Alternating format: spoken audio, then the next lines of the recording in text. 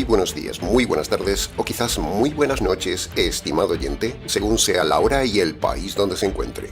Les habla nuevamente el pastor bautista Nikos Ricoy, director del programa Encuentros y pastor general de las iglesias del ministerio Tinajas, emitiendo desde aquí, en Valencia, España, para todo el mundo hispanoamericano. Saludamos a todos nuestros seguidores y les damos la bienvenida una vez más a nuestro nuevo programa semanal Encuentros.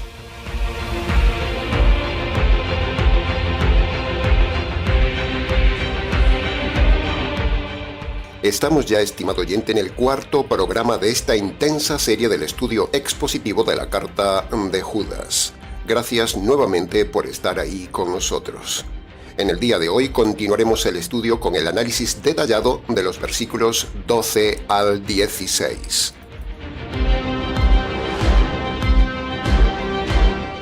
Con lo que ya llevamos estudiado de la carta, uno no puede menos que quedar asombrado de lo que vemos en la carta. Porque, analizándola detalladamente verso a verso, vemos cosas que no se ven cuando uno hace una simple lectura rápida por encima de la carta. Cuando profundizamos con el método expositivo, siempre surgen joyas. Y en este caso, más bien sale carbón de las profundidades de esta carta. Pero incluso del carbón podemos sacar algo de valor. En esta carta nos encontramos cosas serias, muy serias. Como por ejemplo, líderes irresponsables. Vemos cristianos flojos, vemos que hay muchos hombres malos metidos en la iglesia, vemos que hay permisividad de pecado en la iglesia, vemos que no hay disciplina en la iglesia, no hay limpieza en la iglesia y un largo etcétera. Es triste ver lo que hay en la profundidad de esta carta, estimado oyente. Hemos visto también que ni siquiera Judas, ni siquiera él, el escritor de la carta, hizo nada ante el tema. Judas solo escribió la carta y para su vergüenza ni siquiera estaba presente en la iglesia ante la tamaña gravedad eclesial que ya llevaba tiempo en esa iglesia. ¿Cómo se llegó a esta situación? ¿Cómo se pudo permitir todo esto? ¿Cómo un siervo de Dios puede permitir que haya avanzado esta situación tan desastrosa y pecaminosa en la iglesia? ¿Cómo? Bueno, sencillo. Se llegó hasta aquí, primero por la flojera de Judas. Segundo, se llegó aquí porque no se hizo un filtrado de cada persona antes de dejarla entrar en la iglesia. Y tercero, se llegó hasta aquí porque no había radicalidad en el liderazgo, ni había una verdadera unidad entre los miembros de la iglesia. Entonces se coló el pecado y los perversos. Conclusión, una triste congregación indigna del Señor, con gente inmadura, conviviendo cabras y ovejas juntas, y dignos de ser fuertemente disciplinados por permitir el pecado en la iglesia. En el equipo de estudio pastoral del Ministerio Tinajas, creemos que el panorama de esta iglesia, estimado oyente, es el peor panorama de todo el Nuevo Testamento, comparable solo con la iglesia de Corinto. Y de esto debemos aprender que hay que filtrar, hay que confrontar, hay que ser valientes, hay que frenar a la gente antes de dejarla entrar en la iglesia y luego, en caso de pecado, disciplinar o expulsar a los impíos inconversos que se han metido en la iglesia. El tema es gravísimo, es ejemplarizante, es actual y es solo para valientes. Todos los pastores que permiten situaciones similares a estas de la carta de Judas en sus iglesias son cobardes porque les importa más el número de miembros, les importa la fama, el dinero que recauden y el crecimiento eclesial más que tener una verdadera iglesia.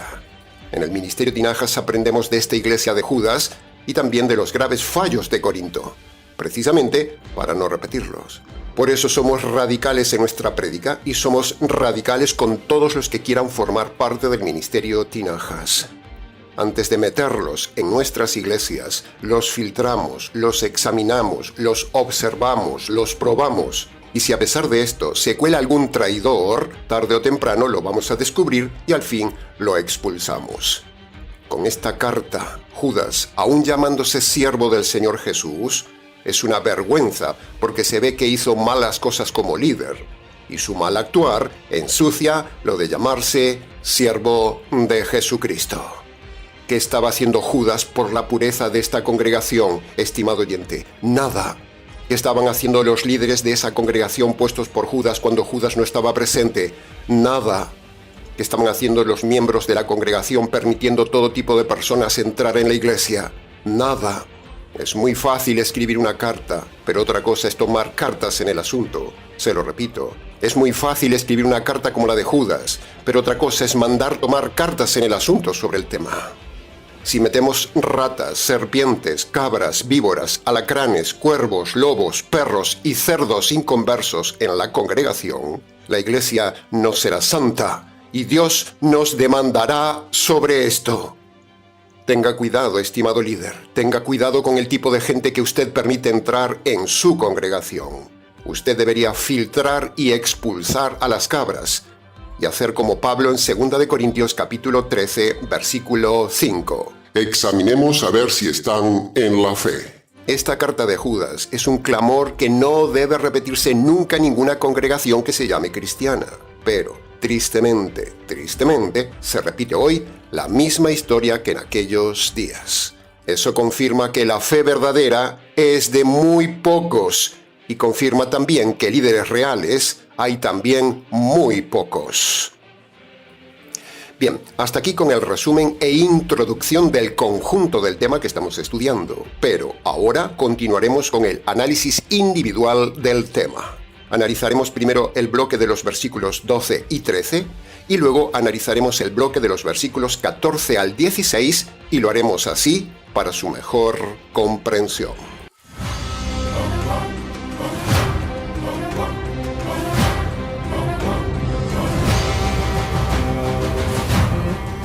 Entremos entonces en el análisis, comentario y enseñanzas del primer bloque, los versículos 12 y 13 que, parafraseados, dicen así.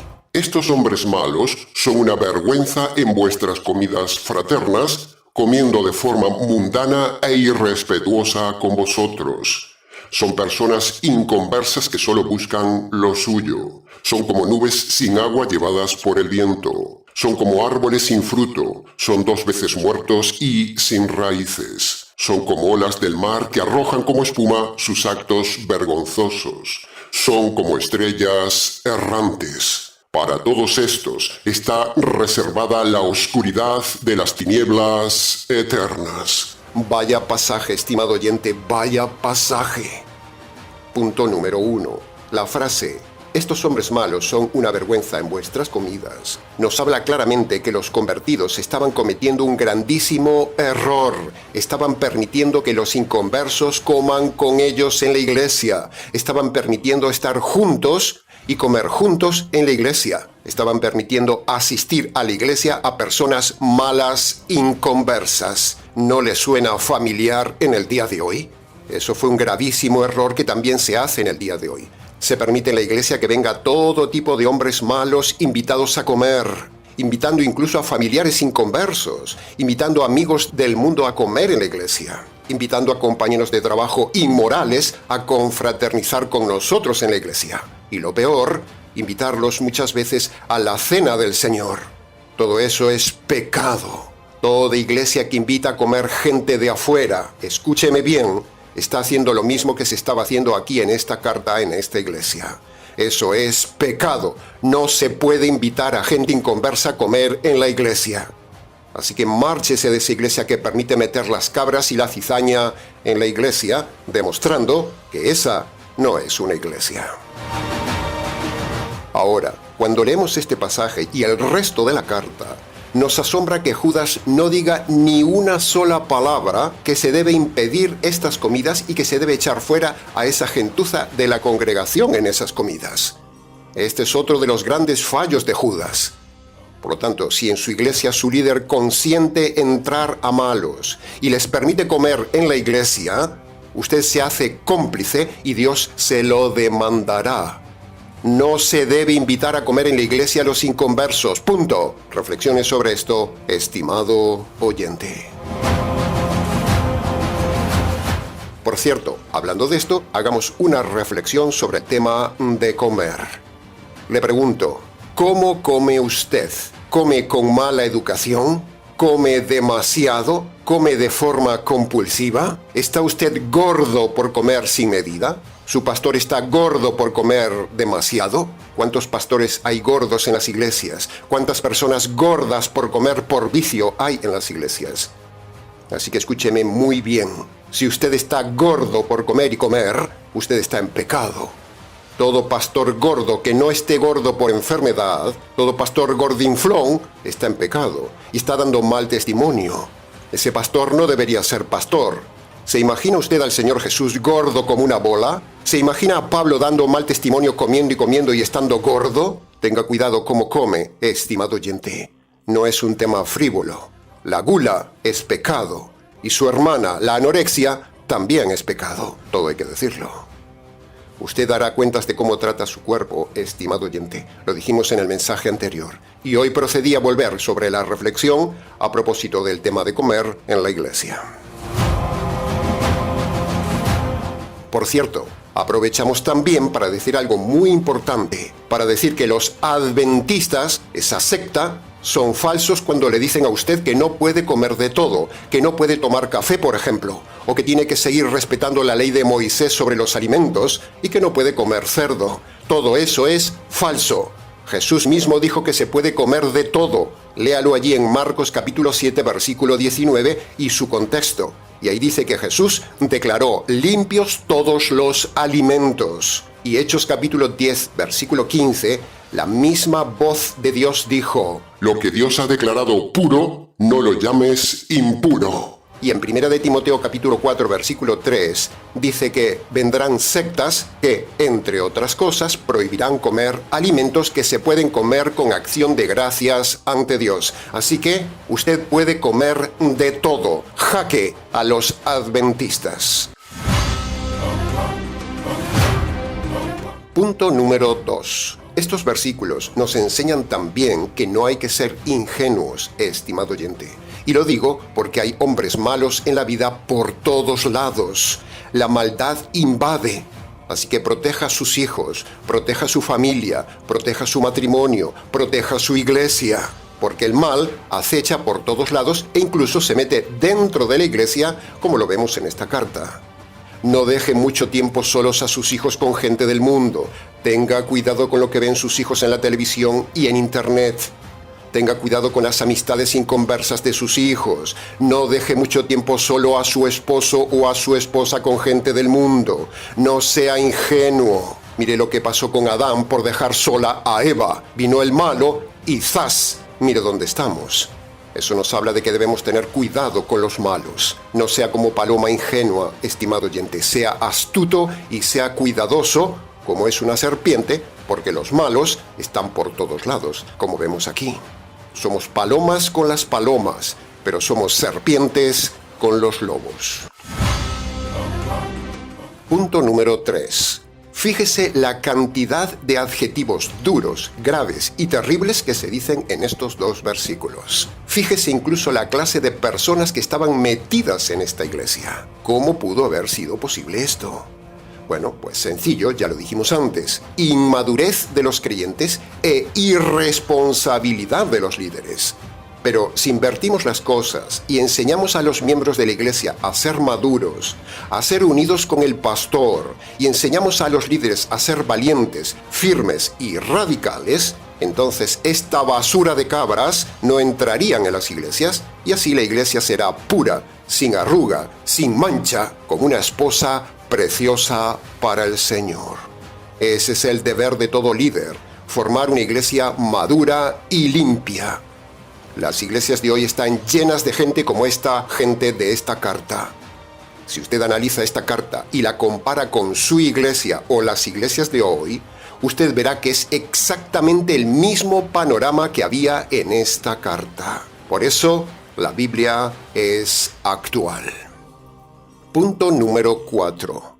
Entonces vendrán algunos y nos dirán: Pastor, usted dice que no hay que permitir entrar a gente inconversa en la iglesia, pero la Biblia dice que deben estar juntos el trigo y la cizaña, las cabras y las ovejas para enseñarles la palabra de Dios. Bueno, estimado oyente ignorante, escúcheme bien. ¿Dónde dice la Biblia que deben estar juntos el trigo con la cizaña o las cabras con las ovejas en un mismo local? ¿Dónde? Deme un solo versículo. Más bien dice todo lo contrario. Fíjese, por ejemplo, lo que dice Pablo en 2 de Corintios capítulo 6, versículo 14. No se junten en yugo desigual con los incrédulos. ¿Qué tiene en común la justicia con la injusticia? ¿Y qué comunión hay entre la luz y las tinieblas? La respuesta a estas preguntas es ninguna. Pero pastor, en la parábola de Mateo capítulo 13 sobre el trigo y la cizaña, se muestra que el trigo y la cizaña están juntos en la iglesia. Estimado oyente ignorante. En primer lugar, si esto fuera así, que ese pasaje dijera eso, cosa que no dice, la Biblia entraría en contradicción con lo que acabamos de leer de Pablo en 2 de Corintios capítulo 6, versículo 14. Y segundo, estimado oyente, muéstreme concretamente el pasaje de Mateo 13, donde dice que deben estar juntos el trigo y la cizaña en la iglesia. Muéstremelo. Todos los pastores le enseñan esto, que hay que meter en la iglesia a los pecadores para enseñarles la palabra de Dios. Pero cuando usted aplica el método expositivo detallado al estudiar la parábola del trigo y la cizaña en Mateo 13, ahí no se enseña nunca que hay que meter en la iglesia a los inconversos con los creyentes, ni las cabras con las ovejas, ni el trigo con la cizaña. Eso es falso, solo es una estrategia que le dicen a usted para sacar dinero. Los pastores ignorantes o avispados no leen con cuidado ese pasaje de Mateo 13, ni tampoco leen el contexto, ni tampoco les interesa. Y como no saben estudiar la Biblia de forma expositiva, se engañan ellos mismos y engañan a la gente con eso de meter en un local a todo el mundo. Rameras, sicarios, políticos, inmorales, homosexuales, perversos, trans, ladrones, estafadores, mentirosos, banqueros, adúlteros, divorciados, rejuntados en unión libre y un largo etcétera. Todo eso lo meten en la iglesia, porque al meter todo esto en el local, eso les genera dinero, porque la iglesia para ellos es un negocio. Pero la Biblia prohíbe juntar el trigo con la cizaña. Por lo tanto, los pastores están pecando al permitir que entre todo tipo de personas en la iglesia. Punto número 5. Si usted, señor predicador, señor pastor, leyera con cuidado esta parábola de Mateo 13, 24 en adelante, usted verá que la reunión del trigo y la cizaña, las cabras y las ovejas, los convertidos con los inconversos, eso no es en la iglesia. De hecho, la iglesia ni se nombra en el pasaje, porque la iglesia aún no existía.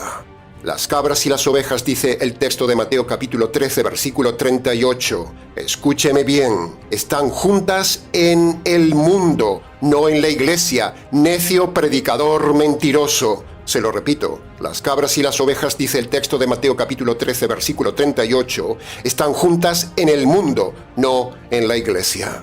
Cuando Jesús interpreta la parábola, en el versículo 38 dice que todos estamos juntos en el mundo, no en la iglesia. La iglesia no existía. Por lo tanto, cuando un pastor toma este pasaje, lo manipula y permite meter perdidos en la iglesia, esa no es una iglesia, es un zoológico y ese pastor es un lobo. Y los que ahí están son todas alimañas perdidas.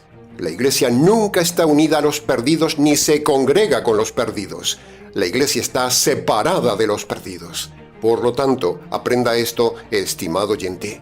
Cuando le obligan a congregarse, cuando en su iglesia ve todo tipo de mala gente, es porque su pastor es un lobo que solo le importa meter gente para sacar más dinero. Pero si usted lee la parábola del trigo y la cizaña de Mateo 13 y lo hace con cuidado, usted verá que es tal como se lo hemos explicado. Márchese de esa iglesia, estimado oyente.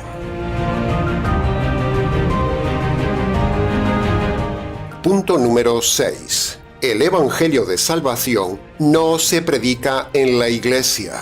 Se predica en el campo, en la calle, en público, pero siempre fuera de la iglesia. Jesús mismo dijo que se debía ir por los caminos, por las plazas, etcétera, etcétera, para predicar el Evangelio, tal como él mismo lo hizo. Jesús no predicó el Evangelio en el templo ni en las sinagogas, sino en público. Y para rematar nuestra doctrina y defender esta tesis que le estamos diciendo, tenemos también a nuestro favor el pasaje de Mateo capítulo 25, versículo 32, donde se dice lo que hace un pastor que tiene animales, mantener separadas las cabras de las ovejas. Tenemos en el Ministerio Tinajas una familia que tiene cabras y ovejas literales. Y nos han dicho que no se puede poner juntos las cabras con las ovejas, porque las cabras acornean a las ovejas. Incluso si uno quiere poner cabras recién nacidas con las ovejas, el instinto de las cabras es acornear a las ovejas. De la misma manera, estimado oyente, todo pastor debería seguir este modelo natural, separar las cabras de las ovejas. Pero, ¿qué hacen los falsos pastores de hoy? Juntan cabras con ovejas, aunque en realidad ninguna es oveja, todas son cabras, porque si fueran ovejas, hubieran salido de ahí. Y junta las cabras con las ovejas solo para sacarles el dinero. Punto final del tema. El que tenga oídos, oiga lo que el Espíritu de Dios dice a las iglesias. Y punto número 7 del bloque de los versículos 12 y 13. Dice: se habla de la oscuridad de las tinieblas eternas. Siempre es insuficiente recordar, resaltar y hasta gritar a los cuatro vientos este terrible tema y esta terrible realidad que está a un paso en su vida. La oscuridad del castigo en tinieblas, rodeado de fuego y de desesperanza eterna. La gente no se toma en serio este tema, pero muchas veces en el canal hemos dado esta advertencia. Hay un lugar de condenación. No necesitamos extendernos mucho para entrar hoy por sus oídos y estremecerle una vez más a que tenga cuidado, porque si usted se muere con sus pecados sin perdonar, usted irá a ese lugar terrible, con seres terribles, de dolor terrible y duración interminable y terrible.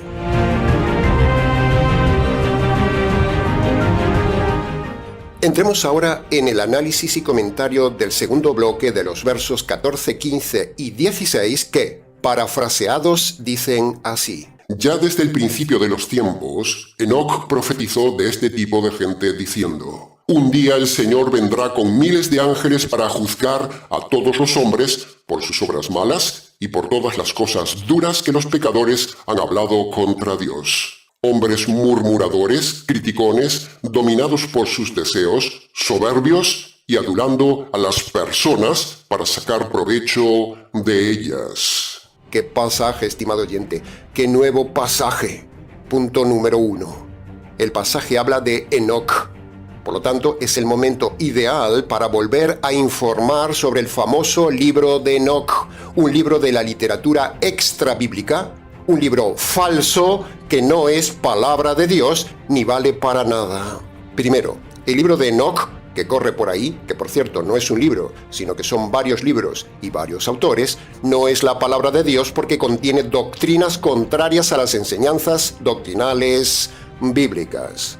Segundo, es imposible que el famoso y hereje libro de Enoc fuera del patriarca Enoc, porque Enoc no escribió ningún libro. No se hacían libros en el tiempo de Enoc, y porque en el supuestísimo caso de que Enoc hubiera escrito algo, todo se destruyó con el diluvio después de Enoc.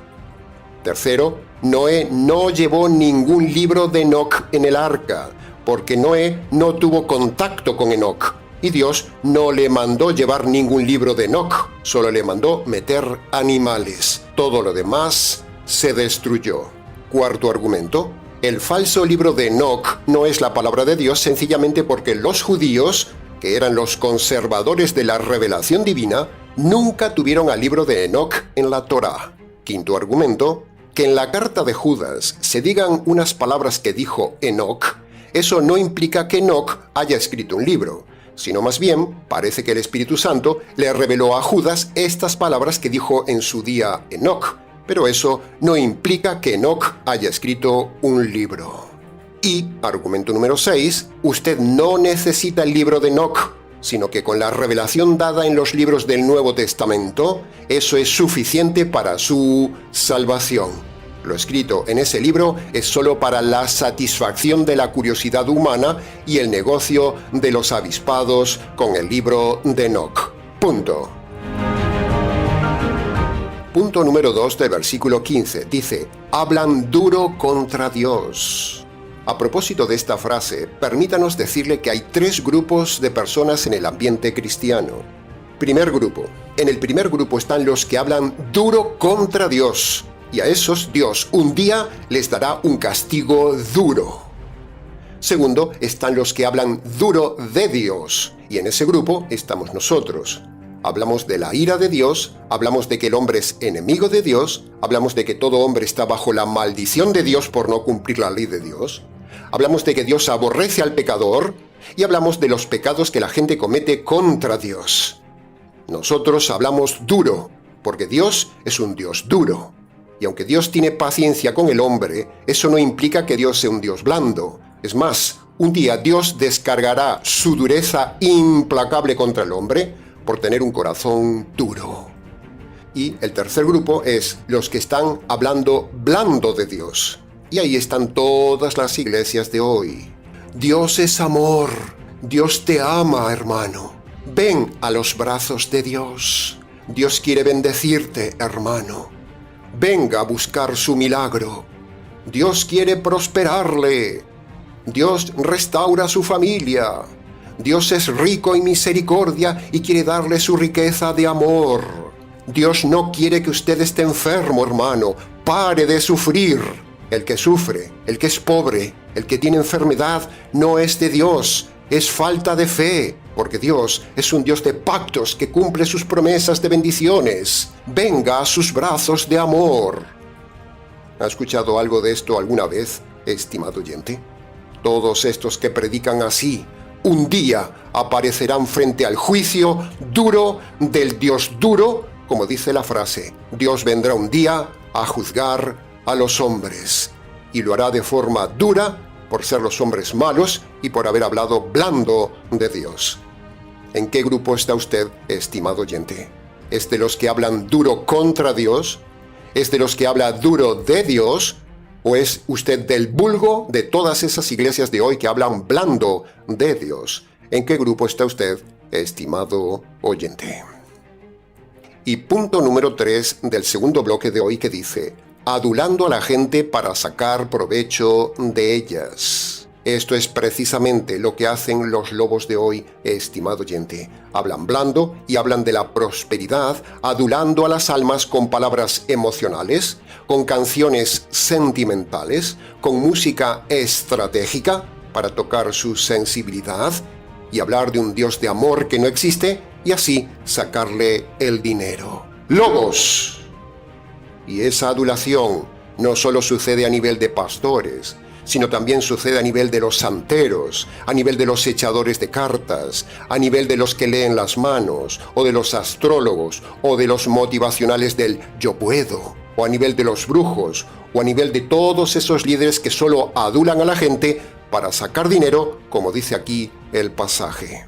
No se deje engañar por estos aduladores, estimado oyente. Márchese de ellos. Ya ve que nosotros no adulamos a la gente.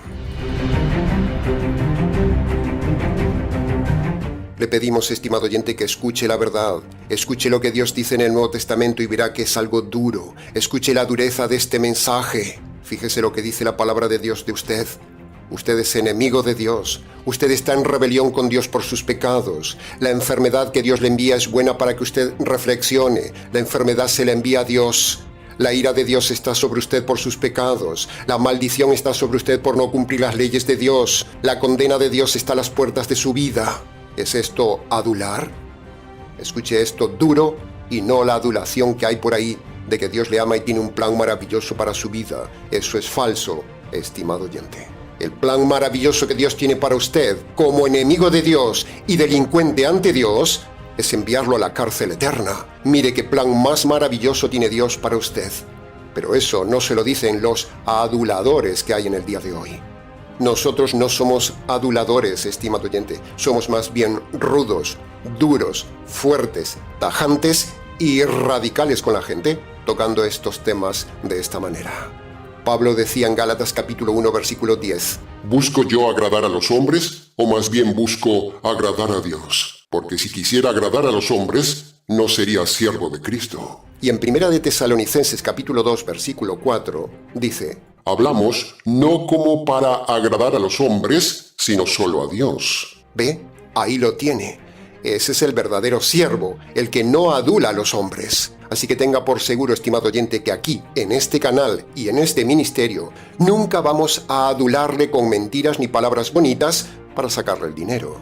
Aquí decimos la verdad, guste o no guste. No nos vendemos por dinero ni adulamos a la gente para sacarle el dinero, como hacen los lobos en las iglesias. Aquí somos radicales como los profetas. Por ejemplo, Isaías capítulo 1, versículo 4 dice: ¡Ay, ralea de gente pecadora, cargada de maldad, generación de malhechores y raza perversa! Aquí somos duros como el Señor. Mire lo que dice Mateo capítulo 25, versículo 24. Señor, conocía que eres hombre duro. Incluso eres tan estricto que ciegas donde no sembraste y recoges donde no esparciste. ¡Wow!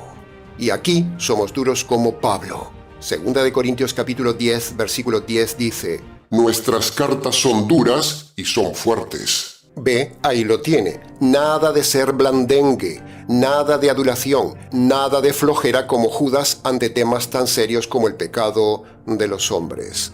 Si usted está en una iglesia donde su pastor le adula, usted está en un lugar equivocado. Pero si usted se queda ahí, es porque usted es tonto. Así que aténgase a las consecuencias.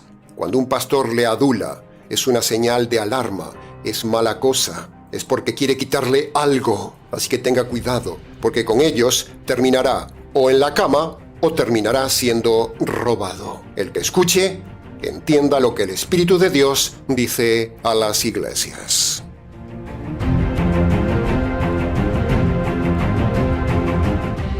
En conclusión de lo visto hoy, podemos ver que hay 4 grupos de personas.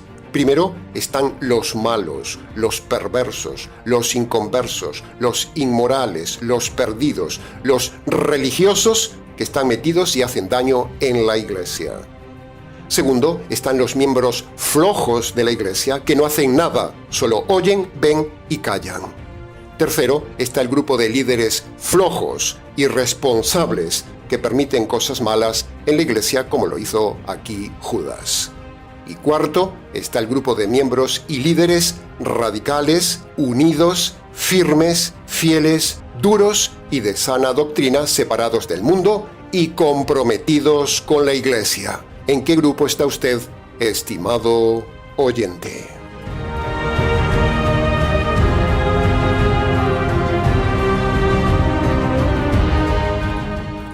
Ahora, llegados ya al punto más importante de toda prédica, para que usted sea perdonado de todos los pecados que hemos visto en el día de hoy, que son muchos, para que usted sea perdonado también de todos los pecados cometidos en su vida, para que usted sea librado de la ira divina por sus pecados, para que usted sea librado de la cárcel de oscuridad que merece como delincuente ante Dios, y para que usted sea librado del juicio de Dios, para todo esto, usted debe obedecer los 2 requisitos jurídicos y universales que Dios manda a todo hombre y toda mujer en Marcos capítulo 1, versículo 15.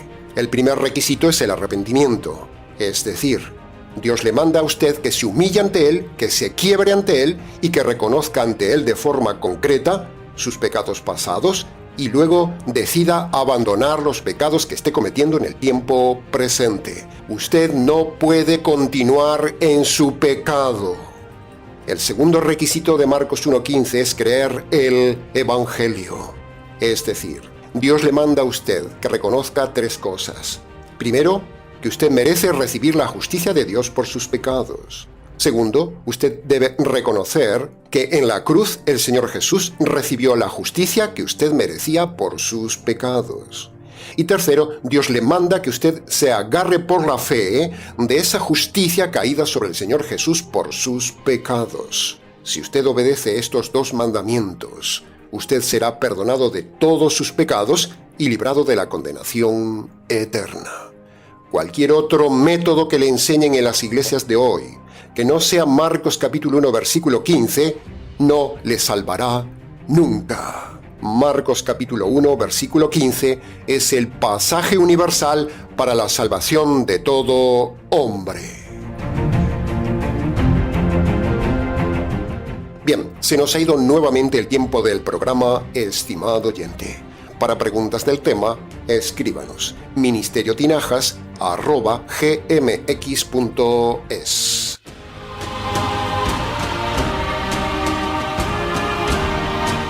Nada más por hoy, estimado oyente. Continuaremos con el estudio de la carta de Judas en el próximo programa. Les saluda como siempre quien les habla, el pastor bautista Nikos Ricoy, desde aquí, en Valencia, España. Será entonces con el gusto de siempre, hasta el próximo mensaje de la serie, aquí en nuestro habitual programa semanal Encuentros.